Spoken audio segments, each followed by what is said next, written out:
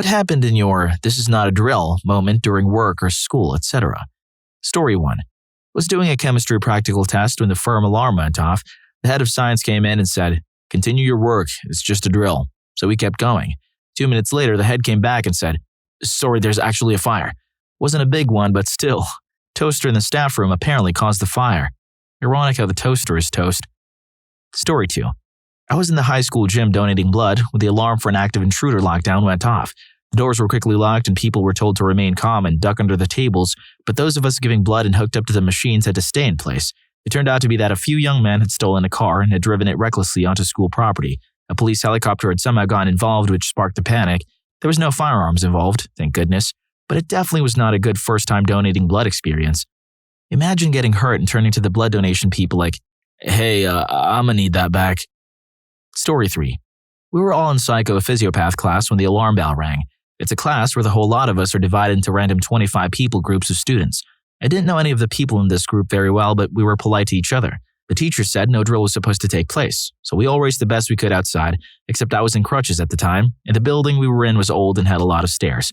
I was lagging behind, getting more and more scared that I would be left alone. Our teacher was already out, the bulk of the group was far ahead, and I had no friends in here to make sure I was safe. The 4 of my classmates, all girls, noticed I was struggling and doubled back to help me. It could have been any kind of danger. A fire, someone with a weapon, but they didn't hesitate 1 second once they saw me. One of them took my med bag, another took my crutches. The other 2 put my arms around their shoulders and half pushed me out, half carried me out. We were in each other's orbits before, but we realized it after the fact. One of them I had helped for an English class. We had to make podcasts and I swear to God, her computer didn't want her to touch it. Now she comes to say hi every time before amphitheater classes, and we make mindless talk about whatever with other people while we wait until we can sit. It's nice.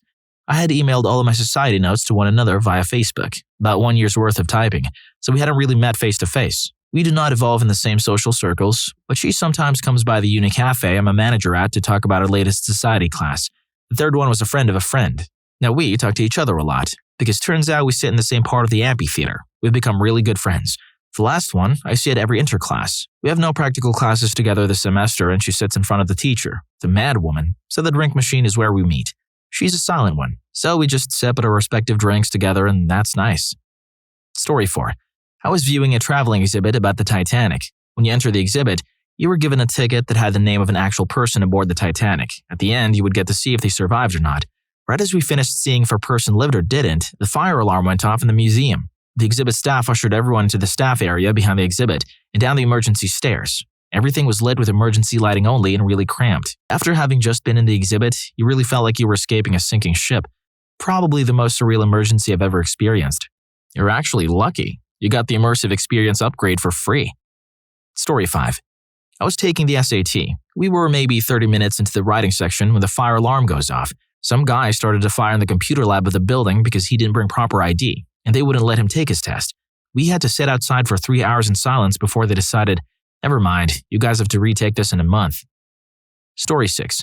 We were in home economics cooking stir-fry and the girl opposite me and her partner turned their stove up too high and set fire to the oil in the wok. Our teacher was at the other side of the class and didn't even notice, but then she was not very observant and half-deaf. The girl and my partner started screaming and freaking out. I told them to turn off the stove and set the pan on the table, but they didn't listen, and one of them panicked and put their pan in the sink. She put a pan of burning oil in a sink full of water. Needless to say, it got worse and chaos ensued. The alarm went off and our teacher finally noticed the screaming and proceeded to berate us. The school was evacuated and the fire department came. Luckily, no one was hurt, but the girls tried to put the blame on me, saying I told them to put the pan in the sink, but some of my classmates backed me up. I'm assuming they failed that class. Story 7. I work at a large international airport pre-security. One day I was helping some upset customers and just trying to get them out of my store when we heard gunshots, and I looked up to see people screaming and running. I motioned the customers into the storage closet that was disguised behind a mirror. We could still hear running and yelling, and then I heard people come into my store and we were trying to hide behind the counter. I opened my closet door and motioned them inside. I had around 10 people shoved into like a 10x4 space with all of my back stock and shelving too. The manager called me asking if I was okay and said he was stuck behind security, and the airport had shut down all the trams, so he couldn't get up to me but to stay safe. Eventually, we got the all clear to get up and head out. Luckily, it turned out the guy only had a corkscrew, but someone in the TSA line just yelled he had a gun and started the panic. The gunshots were the guy being tasered. He was trying to bypass security and was being belligerent, which was why security and the cops were with him, but once that random person yelled gun, it created a panic. Story 8. Not when I was a student, but back in mid-April. A couple of days before the quarantine, we had an intruder lockdown at the elementary school I work at. It was a normal day, kids were doing their normal stuff at lunch recess. Staff noticed a few police cars around what is usually a very safe and quiet area, but just brush it off. Suddenly, our secretary tells us over our walkie-talkies that the police have called and ordered us to lock down the school. Honestly, we don't ever practice for this scenario happening at recess, so I'm amazed it went well as it did. We are also a high-needs school with a lot of behavioral issues, and even on a good day, getting all the kids inside after recess is difficult. The secretary sounded the bell ending recess, and staff started ushering kids inside. At the same time as around 10 police cars showed up on the surrounding streets. The kids were really confused because they normally line up and wait for their teacher, but we were telling them to go in and just go to their classrooms. The teachers are waiting. I'm guessing the difficult kids realized something was up because none of them gave us any issues and just did as told. We ended up in lockdown with the kids sitting quietly and all doors closed for about 40 minutes, listening to cops outside and sirens and stuff. The kids from kindergarten up did amazing. One of my coworkers shoved about 12 kids in the special needs bathroom and was stuck there for 40 minutes with them because a cop came by the outside door and yelled at her to get them out of view. Turns out, in the nearby downtown core of my city, there had been an incident, very rare here, and the guy took off up our way. The last he had been seen was on the side street next to the school, and someone told cops he was trying to get into the school. They caught him a few blocks away, but it was a really intense hour for us. Story 9. First, some background. I'm a rocket engineer working for the ESA. Maybe you can guess what happened. I was on a business trip to one of the rocket engine factories, so they were testing a new kind of engine, and something from inside the fuel tank breaks off and goes in the engine and clogs the exhaust for a microsecond before the whole engine explodes into sparks and sharp metal pieces. This is why you test rocket stuff before you use it. Story 10. Was in the cafeteria at uni, but it was still pretty early, so we were nearly the only ones there. The fire alarm goes off and we assume it's a drill, so we don't move. But the alarm goes off much longer than usual. I went to check what was going on and saw the kitchen staff all going outside. Turns out there was an actual fire in the kitchen. Went back to my friends and we finally left. It was a small fire, so nothing happened, but definitely not waiting it out again. Come on, man. Fire alarms are there for a reason. If this was a test, you'd fail. Now, if you don't want to fail like them, then smash a like on this video and subscribe to the channel. Wait, are you even in school? Back to the video. Story 11. Once, the fire alarm went off in high school. We evacuated, but of course, thought it was nothing. 2 first years had stuffed the toilet with toilet paper until the pipes were completely blocked, then set the paper on fire. The fire didn't spread, but the whole hallway was filled with smoke. Needless to say, those 2 guys didn't stay in our school much longer. Story 12. When I was a first-year teacher on the 8th day of the school year, one of my 3rd graders came with a black eye and burned cheek and didn't want to talk about it. She got incredibly upset, and she ended up telling me what had happened between her and her mom. I had to call down to the office to get someone to cover my class so I could run and tell an admin. In a teacher prep program, you're told about these situations, but it doesn't feel real when it happens. Nothing can prepare you. Story 13. In my school, we often have bomb threats. Since 8th grade, we've had 3 or 4 threats, and I'm in 11th grade now. Obviously, none of them have been real, but we had to evacuate each time. Some of the times we just went home. Some of the times we didn't. I think our school is starting to get lazy about bomb threats because during the last one we had, they put everyone in the gym and then sent everybody back to class after. I only call it lazy because all it takes is just a little intellect from someone who's really placing bombs to outlast the police, firefighters, etc., who investigate the situation, and then the bombs go off when we're in class or when we're in the gym. The weird thing is, my school isn't a sketchy place or anything. We live in the suburbs of southern New Hampshire and our town is rather wealthy. The school is pretty big for a suburb though. I think bomb threats are more of a trend than anything that is passed down class by class or year by year, just because it happens so often. Story 14.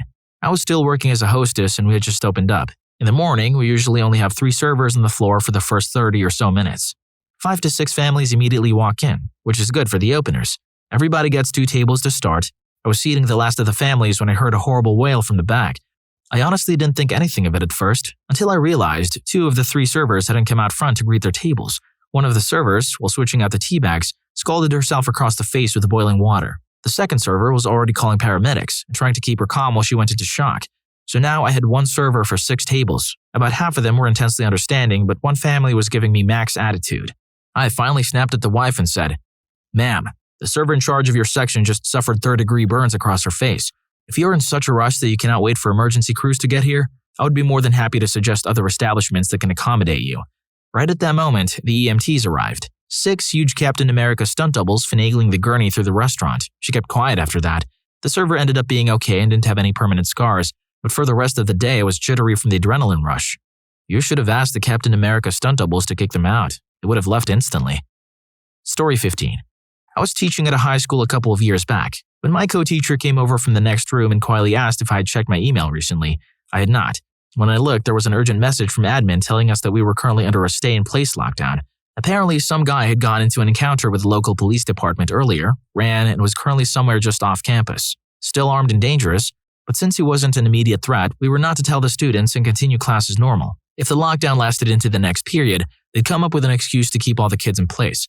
The kicker for me was that one entire wall of my classroom was floor-to-ceiling windows. To make it worse, the ceiling in my room was around 20 feet. We may as well have been sitting in the field outside my room for all security we had. I made a quick decision to shoehorn a slideshow into my lesson, so I had a believable excuse to close all the blinds. Luckily, the lockdown only lasted until just before the end of the period, so nobody had to punt on an excuse for what was happening. I like to think I covered well, and that none of my students noticed that I was freaking out internally. None of them ever questioned me about it, so hopefully I did. Story 16. There was a shelter-in-place tornado warning. It was on that day that we learned our school had a bomb shelter below the pool locker rooms, and it was some Cold War-type beat. Damp concrete walls, doors with small round windows, and the lights were those old oval shape with a metal cage like what you'd see on a submarine. Even had safety posters circa 1960s to 70s. Story 17. My dad was a firefighter. He was casually watching Titanic at the theater. You know when this happened then, out of nowhere during the movie. Projectors stopped, all lights shut down, and some guy opened the door of the theater and told everyone to get out. There was a fire. As my dad walked out, his firefighter senses were triggered. He felt the draft of air being sucked out from the theater room, going to the main hall. The fire alarm couldn't be heard from inside because the volume of the movie was so loud. Everyone got out. It was a big complex with restaurants and bars next to the cinema. Everything burnt down. Millions of dollars of damages. It was a teenager playing with matches while smoking behind dumpsters. My dad had to wait for the double VHS to be released to know how Titanic ended. That's the best part of this story, happening in the 20th century. Did your dad really have to wait for the VHS to find out how Titanic ended? Poor man probably thought both of them could fit in the floating debris. What a letdown it must have been. Story 18. When I was in school about 20 years ago, I think, we had a bomb threat. They evacuated the entire school out to the baseball fields for hours before they let us go home early. The very next day, we went back to school and they kept us locked in our classrooms for hours while the bomb squad removed bomb material, from what I was told, from the very baseball fields that they had made us wait on the day before. Story 19. Someone ignited a marshmallow in one of the school toilets. That's hilarious. Imagine trying to explain how a marshmallow caused a school fire. I'd be livid. Story 20. The school I went to, where the response to a bomb threat was first to gather everyone in the buses in the front parking lot, then drove us over to one of the other two schools in the town, same school district. We were in high school, there was also an elementary school and middle school, and put everyone in one of the two gyms there, a much smaller area compared to the alternatives. I eventually stopped worrying by the logic that if there was actually bombs, then whoever set them would have had several opportunities to get most of us if they were smart about it. Since they knew the response was to move people to another building, then they could have just rigged one of the other schools to blow and had a 50-50 chance of getting the entire population of two schools. Or if they didn't know that, then they still had an excellent opportunity to hurt us when everyone was gathered together in one parking lot rather than spread out over an entire building. That school had a lot of emergency response policies that seemed plain bad, and in later years they overhauled a lot of them. But I feel their response to bomb threats of gathering everyone in one or two places takes the cake, and I hadn't heard of them fixing that while I was still attending. Story 21.